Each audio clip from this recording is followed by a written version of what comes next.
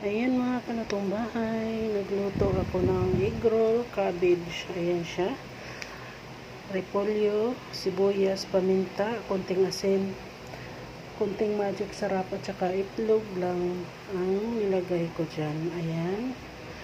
At mamaya maya kapag medyo maluto na siya, iro-roll na natin. Ayan siya. Masarap to mga kanatong bahay. Ayan. Lagi ko rin ito niluluto kasi paborito din ng mga alaga ko. Ayan.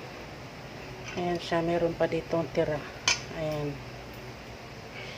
Pagkatapos ko palang nilinis yung repolyo, binuhusan ko siya ng hot water.